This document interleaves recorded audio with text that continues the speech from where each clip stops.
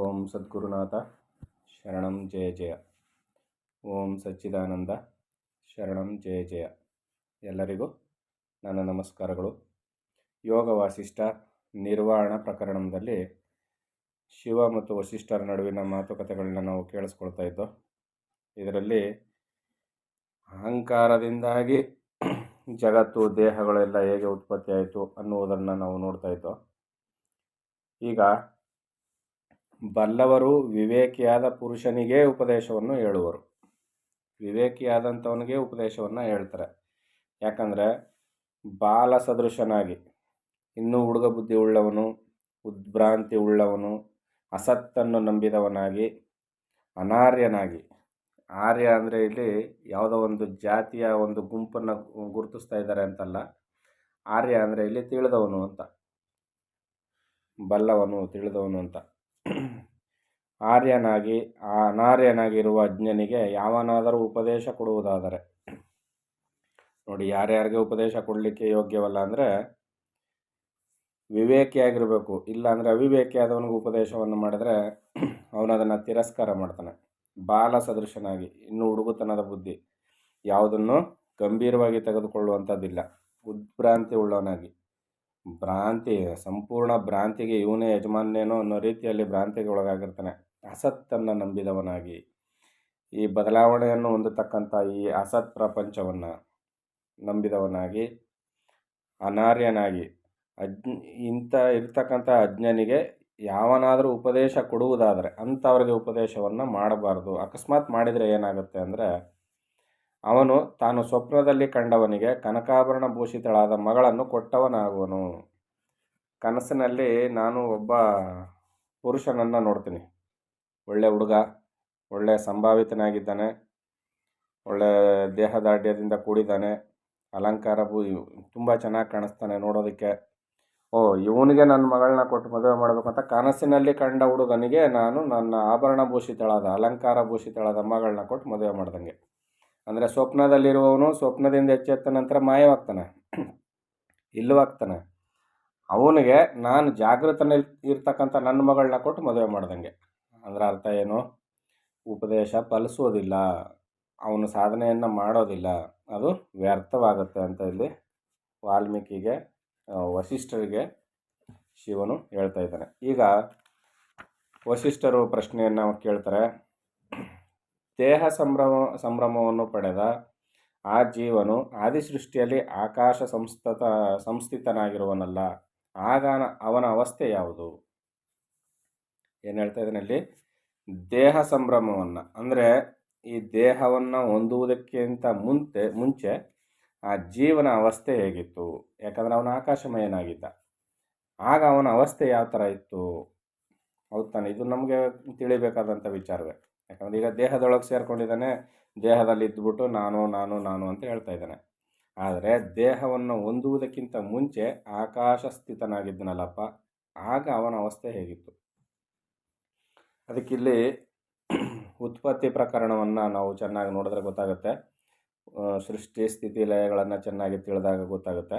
ಅದಕ್ಕೆ ಶಿವ ಸಂಕ್ಷಿಪ್ತ ಉತ್ತರವನ್ನು ಕೊಡ್ತಾನೆ. ಪರಕ್ಕಿಂತಲೂ ಪರವಾಗಿರುವ ಆಕಾಶದಲ್ಲಿ ಹಿಂದೆ ಹೇಳಿದಂತೆ ದೇಹವು ಬಂತೆಂದುಕೊಂಡ ಜೀವನು ಸ್ವಪ್ನ ಮನುಷ್ಯನಂತೆಯೇ ಎಂದು ತಿಳಿ. ಕನಸಿನಲ್ಲಿ ಬಂದಂಥ ವ್ಯಕ್ತಿ ಹೇಗಿರ್ತಾನೋ ಅದರಂತೆ ಇಲ್ಲಿಯೂ ಕೂಡ. ಅಂದರೆ ದೇಹ ಬಂತು, ದೇಹ ಹೋಯ್ತು ಅಂದ್ಕೊಳ್ಳೋದಷ್ಟೇ. ದೇಹ ಬಂತ, ಹೌದು ಬಂದಿದೆ, ಪ್ರಪಂಚ ವ್ಯವಹಾರ ನಡೀತಾ ಇದೆಯಲ್ಲ ಜಗತ್ತಿನಲ್ಲಿ. ಎಷ್ಟೊಂದು ಜೀವರಾಶಿಗಳು, ಎಷ್ಟೊಂದು ದೇಹಗಳು, ಎಷ್ಟೊಂದು ವ್ಯವಹಾರಗಳು. ಆದರೆ ಇಲ್ಲಿ ಶಿವ ಹೇಳ್ತಾ ಇರುವ ಅವಸ್ಥೆ ಯಾವುದಪ್ಪ ಅಂದರೆ ಸಂಪೂರ್ಣ ಜ್ಞಾನಾವಸ್ಥೆ ಮಾತುಗಳಿಲ್ಲಿ. ಸಂಪೂರ್ಣ ಜ್ಞಾನಾವಸ್ಥೆಯಲ್ಲಿ ಜಗತ್ತೇ ಮಿಥ್ಯೆಯಾಗಿದೆ, ಜಗತ್ತಿನ ಸೃಷ್ಟಿಯೂ ಮಿಥ್ಯೆಯಾಗಿದೆ.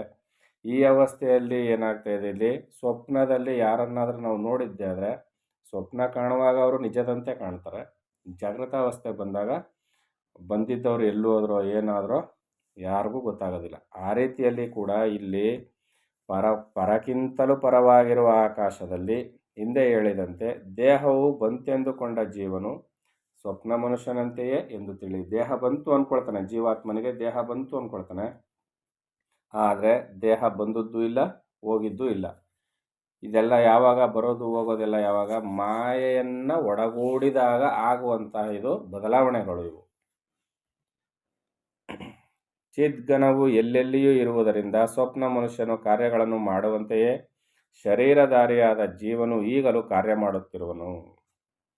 ಚಿದ್ಘನವು ಈ ಚಿದ್ಘನ ವಸ್ತುವು ಸರ್ವವ್ಯಾಪಕವಾಗಿರೋದ್ರಿಂದ ಎಲ್ಲೆಲ್ಲಿ ತುಂಬಿಕೊಂಡಿದೆ ಅನ್ನೋದಕ್ಕಿಂತಾಗಿ ಸರ್ವವ್ಯಾಪಕ ಅನ್ನೋ ಮಾತೇ ನಿಜ. ಸರ್ವವ್ಯಾಪಕ ಆದ್ದರಿಂದ ಅದು ಎಲ್ಲಿಯೂ ಇಲ್ಲ, ಇಂಥ ಜಾಗದಲ್ಲಿ ಇಲ್ಲ ಅನ್ನೋಂಗಿಲ್ಲ, ಸರ್ವವ್ಯಾಪಕವಾಗಿದೆ. ಅಲ್ಲೆಲ್ಲ ಏನಾಗುತ್ತೆ, ಈಗ ಸರ್ವವ್ಯಾಪಕವಾದ ಈ ಚಿದ್ ಬಯಲು ಮಧ್ಯದಲ್ಲಿ ನಾನೊಂದು ಒಂದು ಕೋಣೆಯನ್ನು ನಿರ್ಮಾಣ ಮಾಡ್ತೀನಿ ಅಂತ ಇಟ್ಕೊಳ್ಳಿ. ಕೋಣೆಯಿಂದ ಹೊರಭಾಗದಲ್ಲಿ ಏನಿದೆ, ಬಯಲಿದೆ. ಕೋಣೆ ಒಳಗೆ ಏನಿದೆ, ಬಯಲಿದೆ. ಈಗ ಇದು ಘಟಾಕಾಶವಾಯಿತು, ಮಠಾಕಾಶ ಆಯಿತು, ಅದು ಮಹಾಕಾಶ ಆಯಿತು. ಈಗ ಆ ಕೋಣೆ ನಿರ್ಮಾಣ ಆಗಲಿಕ್ಕೆ ಮಾಡಿದಂಥ ಗೋಡೆಗಳನ್ನು ತೆಗೆದುಬಿಟ್ರೆ ಏನಾಗುತ್ತೆ, ಮಠಾಕಾಶವಾಗಿದ್ದಂಥ ಈ ಬಯಲು ಆ ಮಹಾಕಾಶದ ಬಯಲು ಎರಡು ಒಂದೇ ಆಗಿರ್ತವೆ, ಅಲ್ಲೇನು ವ್ಯತ್ಯಾಸ ಇಲ್ಲ. ಆದರೆ ಮಧ್ಯದಲ್ಲಿ ಬಂದಿದ್ದಂಥದ್ದೇನು, ಗೋಡೆಗಳು. ಅದೇ ರೀತಿಯಲ್ಲಿ ಇಲ್ಲೇನಾಗಿದೆ, ಚಿದ್ಘನವು ಎಲ್ಲೆಲ್ಲಿಯೂ ಇರುವುದರಿಂದ ಸ್ವಪ್ನ ಮನುಷ್ಯನು ಕಾರ್ಯಗಳನ್ನು ಮಾಡುವಂತೆಯೇ ಅಂದರೆ ಸ್ವಪ್ನದಲ್ಲಿಯೂ ಪರಮಾತ್ಮನಿದ್ದಾನೆ, ಸುಷುಪ್ತಿಯಲ್ಲಿಯೂ ಪರಮಾತ್ಮನಿದ್ದಾನೆ. ಯಾಕಂದರೆ ಅವು ನಮ್ಮ ಅರಿವಿಗೆ ಬರ್ತವೆ. ಸ್ವಪ್ನದಲ್ಲಿ ಕಂಡಂಥ ಮನುಷ್ಯ ಕಾರ್ಯವನ್ನು ಮಾಡ್ತಾನೆ. ಈಗ ಯಾರೋ ಒಬ್ಬ ಕಳ್ಳ ಕನಸಿನಲ್ಲಿ ನನ್ನನ್ನು ಅಟ್ಟಿಸ್ಕೊಂಡು ಬರ್ತಾ ಇರ್ತಾನೆ ಓಡಿಸ್ಕೊಂಡು, ನಾನು ಓಡ್ತಾ ಇರ್ತೀನಿ. ಈಗ ಸ್ವಪ್ನದಲ್ಲಿದ್ದಂಥ ಮನುಷ್ಯ ನನ್ನನ್ನು ಓಡಿಸ್ಕೊಂಡು ಬರಲಿಲ್ವ, ಅವನು ಕಾರ್ಯ ಮಾಡಲಿಲ್ವ? ಅದರಂತೆಯೇ ಇಲ್ಲಿಯೂ ಕೂಡ ದೇಹಧಾರಿಯಾದಂಥ ಜೀವನು ಕಾರ್ಯ ಮಾಡುತ್ತಿರುವನು. ಎಲ್ಲಿ? ಜಾಗೃತ ಅವಸ್ಥೆಯಲ್ಲಿ ಈ ಜೀವನು ಕಾರ್ಯವನ್ನು ಮಾಡ್ತಾ ಇದ್ದಾನೆ. ಹೇಗೆ? ಸ್ವಪ್ನಾವಸ್ಥೆಯಂತೆ ಜಾಗೃತಾವಸ್ಥೆಯೂ ಕೂಡ ಒಂದು ಅವಸ್ಥೆ. ಅದರಿಂದ ಜಾಗೃತಾವಸ್ಥೆಯೇ ನಾವು ನಿಜ ಅಲ್ಲ. ಸ್ವಪ್ನ, ಜಾಗೃತ, ಸುಷುಪ್ತಿ ಮೂರು ಅವಸ್ಥೆಗಳು ಕೂಡ ನಿಜವಲ್ಲ. ಅದರಿಂದ ಈ ಮೂರು ಅವಸ್ಥೆಗಳು ನಮಗೆ ಚೆನ್ನಾಗಿ ತಿಳಿಬೇಕಾದ್ರೆ ನಾವು ಜಾಗೃತಾವಸ್ಥೆಯನ್ನು, ಈಗ ಸ್ವಪ್ನಾವಸ್ಥೆಯನ್ನು ಬಿಟ್ಟು ಬಂದು ಹೇಗೆ ಜಾಗೃತಾವಸ್ಥೆಯಲ್ಲಿದ್ದೀವೋ, ಜಾಗೃತಾವಸ್ಥೆಯನ್ನು ಬಿಟ್ಟು ತುರ್ಯಾವಸ್ಥೆಗೆ ಬಂದು ನಿಂತ್ಕೊಂಡು ನೋಡಿದಾಗ ನಮಗೆ ಈ ಮೂರವಸ್ಥೆಗಳು ಗೊತ್ತಾಗ್ತದೆ. ಆಗ ಜೀವಾತ್ಮನು ದೇಹಧಾರಿಯಾಗಿ ಕಾರ್ಯ ಮಾಡ್ತಿರುವ ವಿಧಾನ ಚೆನ್ನಾಗಿ ಅರ್ಥ ಆಗುತ್ತೆ. ಸನಾತನನು ನಾನು. ಸನಾತನನು ಅಂದರೆ ಇಲ್ಲಿ ಅನಾದಿ ಕಾಲದಿಂದ ಇರುವವನು ಅಂತ ಅರ್ಥ. ಸನಾತನ ಅಂದರೆ ಯಾವುದೋ ಒಂದು ಧರ್ಮ, ಒಂದು ಜಾತಿ ಅಂತ ಅಲ್ಲ. ಸನಾತನನು ನಾನು ಅವ್ಯಕ್ತನು ಅಂದರೆ ಕಾಣಿಸಿಕೊಳ್ಳದವನು, ನಾನು ಪುರುಷನು ಎಂದುಕೊಳ್ಳುವನು. ಆದ್ದರಿಂದ ಹಾಗೆ ಮೊದಲು ಸೃಷ್ಟಿಯಾದ ಜೀವನು ಪ್ರಥಮಜ ಪುರುಷನೆಂದು ಎಂದುಕೊಳ್ಳುವರು. ಇಲ್ಲಿ ಈ ಜೀವಾತ್ಮನು ಈ ರೀತಿಯಲ್ಲಿ ಅಂದುಕೊಳ್ತಾನೆ, ಅವನನ್ನು ಪ್ರಥಮಜ ಪುರುಷನು ಅಂತ ತಾನೇ ಅಂದುಕೊಳ್ತಾನೆ, ನಾನೇ ಮೊದಲನೇವನು ಅಂತ.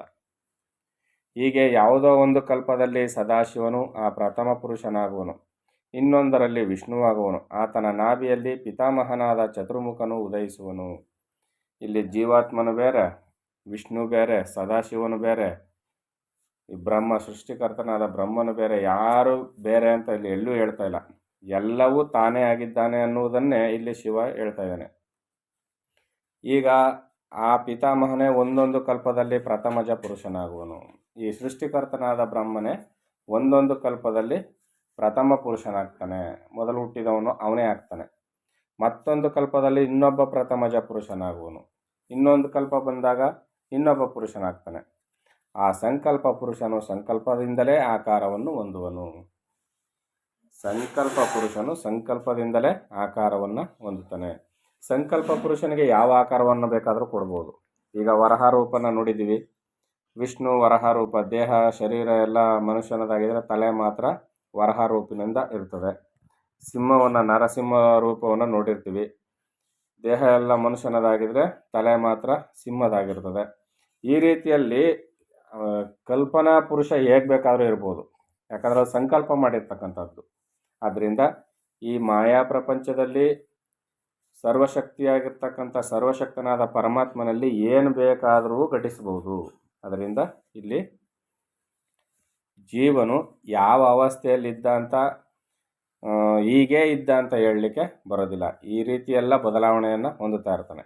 ಹೀಗೆ ಬೆಳೆದ ಆ ಪ್ರಥಮ ಸಂಕಲ್ಪವು ಒಂದು ಮನೋಮಯವಾದ ಆಕಾರವನ್ನು ಪಡೆದು ಹೇಗೆ ಸಂಕಲ್ಪ ಮಾಡುವುದೋ ಹಾಗೆ ಆಗುವುದು, ಅದನ್ನು ಅನುಭವಿಸುವುದು. ಅದರಿಂದ ಅವನು ಈ ಆಕಾಶ ಸಂಸ್ಥಿತನಾಗಿದ್ದು ಹೇಗಿದ್ದ ಅಂದರೆ, ಅವನು ಬೆಳೆದಂತೆಲ್ಲ ಅವನ ಮನೋರಾಜ್ಯ ಹೇಗೆ ಬೆಳೀತದೋ ಅವನ ಮನಸ್ಸಿನ ಸಂಕಲ್ಪ ಹೇಗೆ ಬೆಳೀತೋ ಹಾಗಾಗಿ ರೂಪಾಂತರವನ್ನು ಹೊಂದುತ್ತಾ ಹೋಗ್ತಾ ಇರ್ತಾನೆ ಹೊರತು ಹೀಗೆ ಇದ್ದ ಅಂತ ಹೇಳಲಿಕ್ಕೆ ಬರೋದಿಲ್ಲ. ಇಷ್ಟಾದರೂ ಆ ರೂಪವು ಶೂನ್ಯದಲ್ಲಿ ಕಂಡುಬರುವ ವೇತಾಳನಂತೆ ಪೂರ್ಣವಾಗಿ ಅಸತ್ತೆ. ಈಗ ಜೀವಾತ್ಮನು ಆಕಾಶದ ಸಂಸ್ಥಿತನಾಗಿದ್ದಾಗ ಹೇಗಿದ್ದ ಅಂತ ಕೇಳದೆಯಲ್ಲಪ್ಪ, ಅವನು ಬೇರೆ ಬೇರೆ ರೂಪದಲ್ಲಿ ಬೇಕಾದ ರೂಪದಲ್ಲಿ ಕಂಡುಬಂದರೂ ಎಲ್ಲಿ ಆ ಶೂನ್ಯದಲ್ಲಿ ಕಂಡುಬಂದರೂ ಕೂಡ ಶೂನ್ಯದಲ್ಲಿ ಕಂಡುಬರುವ ವೇತಾಳನಂತೆ ಪೂರ್ಣವಾಗಿ ಅಸತ್ತೆ. ಕತ್ತಲೆ ಕೋಣೆ ಒಳಗೆ ಗುಮ್ಮ ಇದ್ದಾನೆ ಅಂತ ಹೇಗೆ ಹೇಳಿದಾಗ ಅದು ಮಾತಿಗಷ್ಟೇ ಗುಮ್ಮನಾಗಿರ್ತಾನೆ ಹೊರತು ನಿಜ ಅಲ್ಲವೋ, ಅದು ಯಾವುದೇ ಕಾರಣಕ್ಕೂ ನಿಜ ಅಲ್ಲ ಅದು. ಅದರಂತೆ ಕೂಡ ಜೀವಾತ್ಮನೆಂಬುವನು ಸುಳ್ಳು, ಅದು ಅಸತ್ವದು. ಭ್ರಮದೃಷ್ಟಿ ಉಳ್ಳವರಿಗೆ ಅಹಂತಾರೂಪವಾದ ಜಗತ್ತಿನ ಪ್ರವಾಹವು ಸದ್ರೂಪವಾಗಿ ತೋರುವುದು. ಮತ್ತು ಜೀವಾತ್ಮ ಕಾಣುವುದು, ದೇಹಗಳೆಲ್ಲ ಕಾಣುವುದು, ಜಗತ್ತು ಕಾಣುವುದು ಯಾರಿಗೆ ಅಂದರೆ ಭ್ರಮೆ ದೃಷ್ಟಿ ಉಳ್ಳವರಿಗೆ, ಅಜ್ಞಾನಕ್ಕೆ ಒಳಗಾದವರಿಗೆ ಮಾತ್ರ. ನಾನು ನಾನು ನಾನು ಅಂತ ಅಜ್ಞಾನಕ್ಕೆ ಯಾರು ಒಳಗಾಗಿರ್ತಾರೋ ಅವ್ರಿಗೆ ಜಗತ್ತು ಕಾಣ್ತದೆ, ಜಗತ್ತಿನ ಪ್ರವಾಹ ಸದ್ರೂಪವಾಗಿ ತೋರುವುದು. ಸದ್ರೂಪವಾಗಿ ಕಾಣಿಸಿಕೊಳ್ತಕ್ಕಂಥ ರೂಪದಲ್ಲಿ ಈ ಜಗತ್ತು ಕಾಣಬರ್ತದೆ. ಇಲ್ಲಿ ಜೀವಾತ್ಮನು ಕಾಣಬರ್ತಾನೆ ಅಂತ ವಸಿಷ್ಠರಿಗೆ ಶಿವನು ಉಪದೇಶವನ್ನು ಮಾಡ್ತಾ ಇದ್ದ. ಮುಂದುವರೆದು ಏನು ಹೇಳ್ತಾನೆ ಅಂತ ಮುಂದಿನ ಆಡಿಯೋದಲ್ಲಿ ನೋಡೋಣ. ಎಲ್ಲರಿಗೂ ಒಳ್ಳೆಯದಾಗಲಿ. ಓಂ ಸದ್ಗುರುನಾಥ ಶರಣಂ ಜಯ ಜಯ. ಓಂ ಸಚ್ಚಿದಾನಂದ ಶರಣಂ ಜಯ ಜಯ. ಹರಿ ಓಂ ತತ್ಸತ್. ಹರಿ ಓಂ ತತ್ಸತ್. ಹರಿ ಓಂ ತತ್ಸತ್.